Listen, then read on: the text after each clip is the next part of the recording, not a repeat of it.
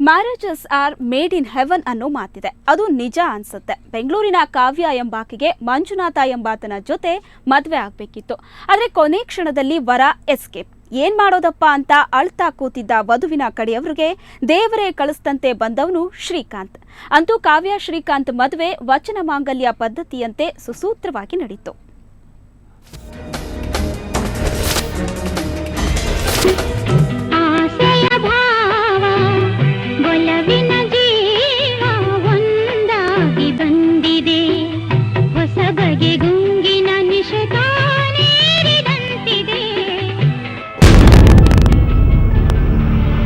November 30, 2011 ಅಂದ್ರೆ ನಿನ್ನೆ ರಾತ್ರಿ ಮಾಗಡಿ ರಸ್ತೆಯ ಪುಷ್ಪ ಬೈರೇಗೌಡ ಕಲ್ಯಾಣ ಮಂಟಪದಲ್ಲಿ ಸಂಭ್ರಮ ಸಡಗರ. ಎಲ್ಲರೂ ಗಡಿಬಿಡಿಯಿಂದ ಓಡಾಡಿಕೊಂಡಿದ್ರು. ಮಂಜುನಾಥ್ಗೂ ಕಾವ್ಯಾಗೂ ರಿಸೆಪ್ಷನ್ ನಡೆದಿತ್ತು. ರೇಷ್ಮೆ ಸೀರೆಯುಟ್ಟು ಕಾವ್ಯ ಕಂಗೊಳಿಸ್ತಾ ಇದ್ರೆ ಸೂಟು ಬೂಟು ಹಾಕಿಕೊಂಡು ಮಂಜುನಾಥ್ ಕ್ಯಾಮರಾಕ್ಕೆ ಫೋಸ್ ಕೊಡ್ತಿದ್ದ. ಇಬ್ಬರು ಮಾಲೆ ಬದಲಾಯಿಸಿಕೊಂಡಿದ್ರು. ಬಂದವರೆಲ್ಲ ನೂತನ ವಧುವರರಿಗೆ ಶುಭ ಹಾರೈಸ್ತಿದ್ರು.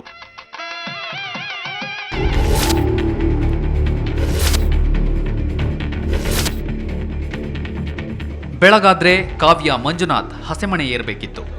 ಆದರೆ ಕಲ್ಯಾಣ ಮಂಟಪದಲ್ಲಿ ಸೀನ್ ಪೂರಾ ಚೇಂಜ್ ಆಗಿತ್ತು. ಸಂಭ್ರಮ ಸಡಗರ ತುಂಬಿರಬೇಕಾದ ಸ್ಥಳದಲ್ಲಿ ಏನೋ ಮೌನ. ಹುಡುಗಿಯ ಸಂಬಂಧಿಕರ ಮುಖದಲ್ಲಿ ಹಿಂದಿನ ರಾತ್ರಿಯಿದ್ದ ನಗು ಮಾಯವಾಗಿತ್ತು. ಮದುವೆಗೆ ಬಂದ ಜನರಿಗೆ ಗಲಿಬಿಲಿ.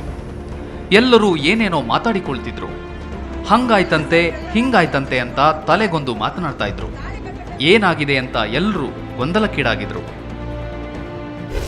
ತಾಳಿ ಕಟ್ಟಬೇಕಿದ್ದ ವರಮಹಾಶಯ ಎಸ್ಕೇಪ್. ಆದರೆ ತಾಳಿ ಕಟ್ಟಬೇಕಿದ್ದ ವರಮಹಾಶಯ ಮಂಜುನಾಥ್ ಮಂಗಮಯವಾಗಿದ್ದ. ಹೌದು, ಹಸೆಮಣೆ ಏರಬೇಕಿದ್ದವ ಬೈಕೇರಿ ನಾಪತ್ತೆಯಾಗಿ ಬಿಟ್ಟಿದ್ದ. ವಿಷಯ ತಿಳಿದ ಕಾವ್ಯ ಕುಟುಂಬದವರಿಗೆ ಆಕಾಶವೇ ಕಳಚಿ ಬಿದ್ದಂತಾಗಿತ್ತು. ಇನ್ನೇನು ತಾಳಿ ಕಟ್ಟೋ ಸಮಯ ಬರ್ತಿದ್ದಂತೆ ಮಂಜುನಾಥ್ಗೆ ಅದೇನಾಯ್ತೋ ಏನೋ ಸಬೂಬು ಹೇಳಿ ಮದುವೆ ಮಂಟಪದಿಂದ ಎಸ್ಕೇಪ್ ಆಗಿದ್ದ. ನಮ್ಮ ಯಜಮಾನ್ರು KBS ಕೆಲಸ ಮಾಡ್ತಿದ್ರಪ್ಪ, ತೀರ್ಕೊಂಡು 11 ತಿಂಗಳು. ನಮ್ಮ ಮಗಳಿಗೆ ಜಲ್ದಿ ಮದುವೆ ಮಾಡ್ಬೇಕಂತ ನಾವು ಬ್ರೋಕರ್ ಗಂಡು ಹುಡುಕಿದ್ವು. ಬ್ರೋಕರ್ ಗಂಡು ತೋರಿಸಿದ್ರು. ಒಪ್ಪಿಗೆ ಆಯ್ತು. ಅವ್ರಿಗೆ ಒಪ್ಪಿಗೆ ನಮ್ಗೆ ಒಪ್ಪಿಗೆ. ಅವ್ರ ಚಿಕ್ಕಮ್ಮರೆಲ್ಲ ಬಂದು ನೋಡಿದ್ರು. ಆಯ್ತು, ಒಪ್ಪಿಗೆ ಎಲ್ಲ ಬಂದು ನೋಡಿದ್ರು. ಎಂಗೇಜ್ಮೆಂಟ್ ಮಾಡಿದ್ರು. ಅಕ್ಟೋಬರ್ ಅದು 31 ತಾರೀಕು ಮಾಡಿದ್ದು. ಎಲ್ಲ ಆಯ್ತು. ಈಗ ಮದುವೆ ಇಟ್ಕೊಂಡಿದೀವಿ ಅಂತ ಎಲ್ಲ ಕೊಟ್ಟಿದ್ದೀನಿ. ಇನ್ನೇನು ತಾಳಿ ಕಡೆ ಟೈಮಲ್ಲಿ ಗಾಡಿ ಎತ್ಕೊಂಡು ಓಡೋದಂತ. ನಾನು ಅಲ್ಲಿ ನಿಲ್ಸಿದ್ರು, ಗಾಡಿ ಆಫ್ ಮಾಡಿದ್ರು. ಹೋಗೋ ಬೆಲ್ಲ ತಗೊಳ್ಳೋ, ನಾನು ಇಲ್ಲಿ ಯೂ ಟರ್ನ್ ಮಾಡಿ ನಿಲ್ಸಿರ್ತೀನಿ ಅಂದ್ರು. ನಾನು ಬೆಲ್ಲ ತಗೊಂಡು ಅಷ್ಟರಲ್ಲಿ ಯೂ ಟರ್ನ್ ಮಾಡ್ರು. ಅಷ್ಟರಲ್ಲಿ ಸ್ಪೀಡಾಗಿ ಹೊಡ್ಕೊಂಡು ಹೋಗ್ಬಿಟ್ರು.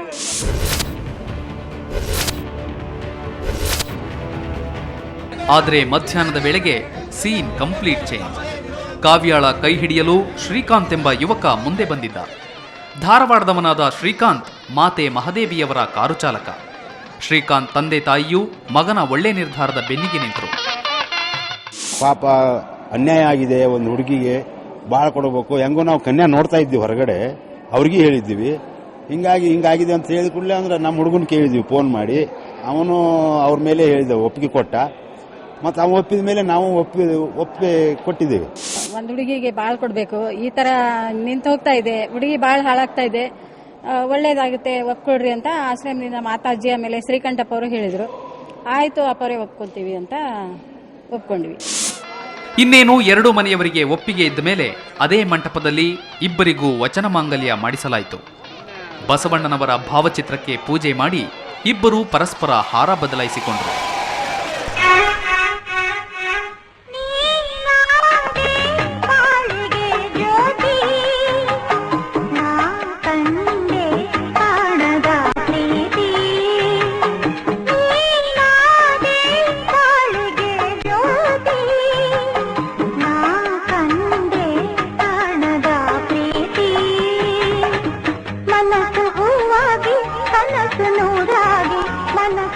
ಒಟ್ಟಿನಲ್ಲಿ ಇವತ್ತು ಸಿನಿಮೆಯ ರೀತಿಯಲ್ಲಿ ಕಾವ್ಯ ಕಲ್ಯಾಣ ನಡೆದು ಹೋಯಿತು. ಪರಸ್ಪರ ಒಬ್ಬರಿಗೊಬ್ಬರು ಪರಿಚಯ ಇಲ್ಲದ, ಒಬ್ಬರನ್ನೊಬ್ಬರು ಒಮ್ಮೆಯೂ ನೋಡದ ಕಾವ್ಯ ಶ್ರೀಕಾಂತ್ ಸತಿಪತಿಗಳಾದ್ರು. ಇದಕ್ಕೆ ಹೇಳ್ತಾರೇನೋ marriages are made in heaven ಅಂತ. Ravikumar, crime bureau, Suvarna news 24/7. ಅಲ್ಲಿ ವರ ಎಸ್ಕೇಪ್ ಆಗಿದ್ರೆ ಇಲ್ಲೊಂದು ಮದುವೆಯಲ್ಲಿ ವರನ ಕೋಣೆಯಲ್ಲಿದ್ದ ಚಿನ್ನಾಭರಣ ಮಾಯವಾಗಿದೆ. ಬೆಂಗಳೂರಿನ ಕಲ್ಯಾಣಿ ಕಲ್ಯಾಣ ಮಂದಿರದಲ್ಲಿ ವಿಜಯಲಕ್ಷ್ಮಿ ಹಾಗೂ ಸುಮನ್ ಅನ್ನೋರ ಮದುವೆ ಸಮಾರಂಭ ನಡೆದಿತ್ತು. ಅತ್ತ ಗಂಡು ಹೆಣ್ಣಿನ ಮನೆಯವರು ಮದುವೆ ಬ್ಯುಸಿಯಲ್ಲಿದ್ರೆ ಇತ್ತ ಮದುವೆ ಒಡವೆಗಳನ್ನ ಇಟ್ಟಿದ್ದ ರೂಮ್ನಲ್ಲಿ ಯಾರೋ ಮಹಾಶಯ ಸುಮಾರು 600 ಗ್ರಾಂ ಚಿನ್ನಾಭರಣ ಕದ್ದು ಪರಾರಿಯಾಗಿದ್ದಾನೆ. ಒಡವೆಗಳಿಟ್ಟಿದ್ದ ಬೀರು ಒಡೆದು ಚಿನ್ನ ಕಳುವು ಮಾಡಲಾಗಿದೆ. ಆತಂಕಗೊಂಡ ವಧುವರರ ಕುಟುಂಬದವರು ಪೊಲೀಸರಿಗೆ ವಿಷಯ ತಿಳಿಸಿದ್ದಾರೆ. ಸ್ಥಳಕ್ಕೆ ಬಂದ ಚಿಕ್ಕಲ್ಸಂದ್ರ ಪೊಲೀಸರು ಪ್ರಕರಣ ದಾಖಲಿಸಿಕೊಂಡು ತನಿಖೆ ಕೈಗೊಂಡಿದ್ದಾರೆ. ಕಳ್ಳತನವಾಗಿರೋ ಚಿನ್ನದ ಮೌಲ್ಯ ಸುಮಾರು 16 ಲಕ್ಷ ಅಂತ ಅಂದಾಜಿಸಲಾಗಿದೆ.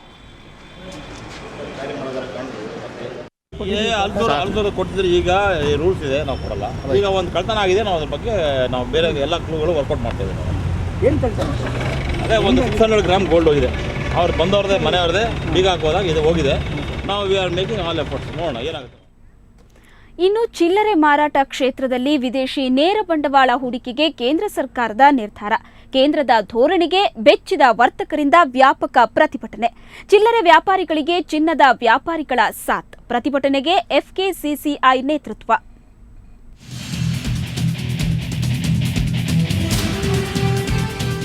ಎಫ್ಡಿಐ ಈ ಹೆಸರು ಕೇಳಿದ್ರೆ ಈಗ ಚಿಲ್ಲರೆ ವ್ಯಾಪಾರಿಗಳು ಬೆಚ್ಚಿ ಬೀಳ್ತಾರೆ. ಕೇಂದ್ರ ಸರ್ಕಾರ ಪ್ರತಿಷ್ಠೆಯ ಸೋಗಿನಲ್ಲಿ ಅಭಿವೃದ್ಧಿಯ ನೆಪದಲ್ಲಿ ಚಿಲ್ಲರೆ ವ್ಯಾಪಾರ ಕ್ಷೇತ್ರಕ್ಕೆ ವಿದೇಶಿ ನೇರ ಬಂಡವಾಳ ಹೂಡಿಕೆಗೆ ಮುಂದಾಗಿದೆ. ತಮ್ಮ ತುತ್ತಿನ ಚೀಲಕ್ಕೆ ಕುತ್ತು ತರುವ ಸರ್ಕಾರದ ಈ ನಿಲುವಿಗೆ ಇಂದು ಎಲ್ಲೆಡೆ ವರ್ತಕರ ಧಿಕ್ಕಾರದ ಕೂಗು ಕೇಳಿಬಂದಿದೆ. ಬೆಂಗಳೂರಿನ ಮೆಜೆಸ್ಟಿಕ್, ಪಿಣ್ಯ, ಚಿಕ್ಕಪೇಟೆಯಲ್ಲಿ ವರ್ತಕರು ತಮ್ಮ ಅಂಗಡಿಗಳನ್ನು ಮುಚ್ಚಿ ಎಫ್ಕೆಸಿಸಿಐ ಕಚೇರಿಯಲ್ಲಿ ಪ್ರತಿಭಟನೆ ನಡೆಸಿದರು. ಯಾವುದೇ ಕಾರಣಕ್ಕೂ ಈ FDIನ ರಿಟೇಲ್ನ ತರಕ್ಕೆ ವಿರೋಧ ಆಗೈತೆ. ಇದು ಒಂದು ಕೇಂದ್ರ ಸರ್ಕಾರಕ್ಕೆ ಎಚ್ಚರಿಕೆ ಹೋಗುತ್ತೆ. ಈ ಜನ ವಿರೋಧಿ ಕಾನೂನನ್ನ ಅವರು ವಾಪಸ್ ತಗೊಳ್ಬೇಕು.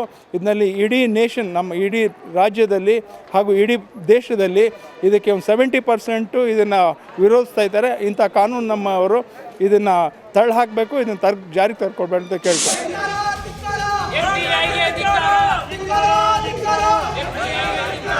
ಇನ್ನು ಸಾಯಿ ಗೋಲ್ಡ್ ಪ್ಯಾಲೇಸ್ನ ಶರವಣ ನೇತೃತ್ವದಲ್ಲಿ ಬಸವನಗುಡಿಯಲ್ಲಿ ಆಭರಣ ವ್ಯಾಪಾರಿಗಳು ಅಂಗಡಿ ಬಂದ್ ಮಾಡಿ ರ್ಯಾಲಿ ನಡೆಸಿದ್ರು. ಡಿವಿಜಿ ರಸ್ತೆಯಿಂದ ಆರಂಭವಾದ ಚಿನ್ನದ ವ್ಯಾಪಾರಿಗಳ ರ್ಯಾಲಿ ಬಸವನಗುಡಿಯ ಗಾಂಧಿ ಪ್ರತಿಮೆಯವರೆಗೆ ಸಾಕ್ತು. ಜೊತೆಗೆ ಬಂದ್ಗೆ ಸಹಕರಿಸದ ಅಂಗಡಿಗಳನ್ನು ಬಲವಂತವಾಗಿ ಮುಚ್ಚಿಸಿದ್ರು. ಸರ್ಕಾರ ಈ ನಿಲುವಿನಿಂದ ಹೊರಬಾರದ ಹೊರತು ತಮ್ಮ ಪ್ರತಿಭಟನೆ ನಿಲ್ಲಲ್ಲ ಅಂತ ಖಡಾಖಂಡಿತವಾಗಿ ಹೇಳಿದ್ರು. ವಿದೇಶಿಯರ ಬಂಡವಾಳ ಹೂಡಿಕೆ ಏನಿದೆ ಅದನ್ನು ನಾವು ತೀವ್ರವಾಗಿ ಖಂಡಿಸ್ತಾ ಇದ್ದೀವಿ. ಇದನ್ನ ಕೇಂದ್ರ ಸರ್ಕಾರ ಕೂಡಲೇ ಅದನ್ನ ವಾಪಸ್ ತಗೋಬೇಕು. ಯಾವುದೇ ಕಾರಣಕ್ಕೂ ಈ ಒಂದು FDI ಏನಿದೆ ಅದನ್ನು ಮುಂದುವರಿಸಬಾರ್ದು. ಈ ಕಾಯಿಲೆ ಏನಿದೆ ಅದನ್ನ ಹಿಂದಕ್ಕೆ ತಗೋಬೇಕು.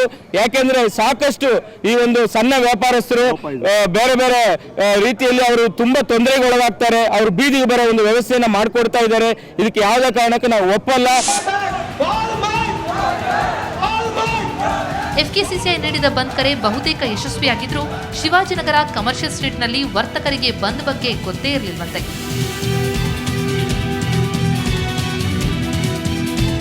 ಪವಿತ್ರ ಮತ್ತು ಶ್ರೇಯಾ ಜೊತೆ ಮಮತಾ, ಸುವರ್ಣ ನ್ಯೂಸ್ 24/7 ಬೆಂಗಳೂರು.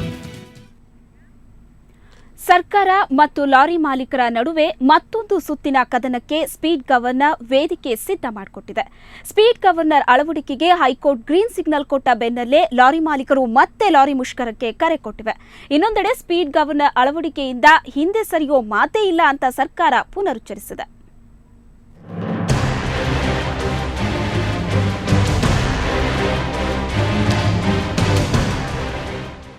ವಾಣಿಜ್ಯ ವಾಹನಗಳಿಗೆ ಸ್ಪೀಡ್ ಗವರ್ನರ್ ಅಳವಡಿಕೆಗೆ ಪ್ರಬಲ ವಿರೋಧ ವ್ಯಕ್ತವಾಗಿದೆ. ಕಳೆದ ನವೆಂಬರ್ 1ರಿಂದ ಸ್ಪೀಡ್ ಗವರ್ನರ್ ಕಡ್ಡಾಯ ಮಾಡಿ ಸರ್ಕಾರ ಹೊರಡಿಸಿರೋ ಆದೇಶದಿಂದ ಸರಕು ವಾಹನ ಮಾಲೀಕರು ಗರಂ ಆಗಿದ್ದಾರೆ. ಪರಿಣಾಮ ಮತ್ತೆ ಲಾರಿ ಮುಷ್ಕರಕ್ಕೆ ಕರೆ ನೀಡಲಾಗಿದೆ.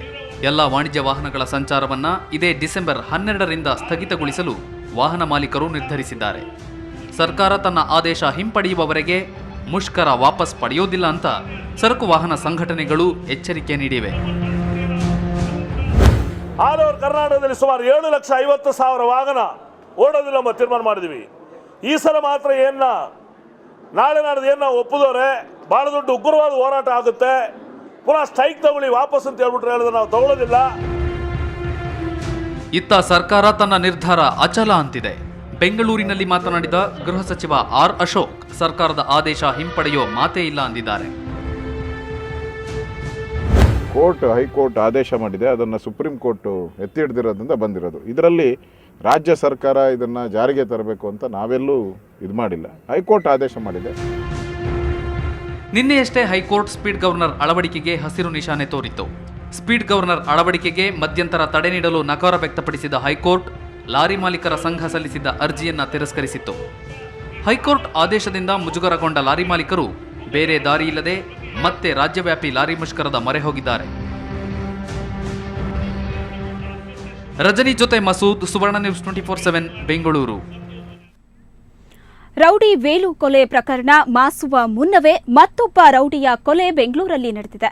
ತಿಪ್ಪಸಂದ್ರ ಬಡಾವಣೆಯಲ್ಲಿ ಇಂದು ಮಧ್ಯಾಹ್ನ ಓಮಿನಿ ಕಾರ್ನಿಂದ ಬಂದ 4 ಜನ ದುಷ್ಕರ್ಮಿಗಳು ಬಿಜೆಪಿ ಕಾರ್ಯಕರ್ತ ಕಮ್ ರೌಡಿ ಶೀಟರ್ ಪಟ್ಟಿಯಲ್ಲಿದ್ದವನನ್ನ ಲಾಂಗು ಮಚ್ಚುಗಳಿಂದ ಬರ್ಬರವಾಗಿ ಹತ್ಯೆ ಮಾಡಿ ಪರಾರಿಯಾಗಿದ್ದಾರೆ. ಕೊಲೆಯಾದ ಮೂರ್ತಿ ಬಿಜೆಪಿ ಕಾರ್ಯಕರ್ತನಾಗಿದ್ದ. ಇಂದು ಮಧ್ಯಾಹ್ನ ಓಮಿನಿ ಕಾರ್ನಲ್ಲಿ ಬಂದ 4 ದುಷ್ಕರ್ಮಿಗಳು ಮೂರ್ತಿಯ ಮನೆ ಮುಂದೆ ಲಾಂಗು ಮಚ್ಚುಗಳಿಂದ ಹಲ್ಲೆ ನಡೆಸಿ ಪರಾರಿಯಾಗಿದ್ದಾರೆ. ತೀವ್ರ ರಕ್ತಸ್ರಾವದಿಂದ ಬಳಲ್ತಾ ಇದ್ದ ಮೂರ್ತಿಯನ್ನ ಹತ್ತಿರದ ಖಾಸಗಿ ಆಸ್ಪತ್ರೆಗೆ ದಾಖಲಿಸಿದ್ದಾರೆ. ಚಿಕಿತ್ಸೆ ಫಲಕಾರಿಯಾಗದೆ ಮೂರ್ತಿ ಸಾವನ್ನಪ್ಪಿದ್ದಾನೆ. ಘಟನಾ ಸ್ಥಳಕ್ಕೆ ಹೆಚ್ಚುವರಿ ಪೊಲೀಸ್ ಆಯುಕ್ತ ಸುನಿಲ್ ಕುಮಾರ್ ಭೇಟಿ ನೀಡಿ ಪರಿಶೀಲನೆ ನಡೆಸಿದರು. ಇಲ್ಲಿಂದ ಒಂದು ಗಾಡಿ ಬಂತನ, ಓಮ್ನಿ ಗಾಡಿನ ಬಂದು ನಿಲ್ತಾರಣ, ಟಗನು ಹೊಡೆದು ಬಿಟ್ರಣ.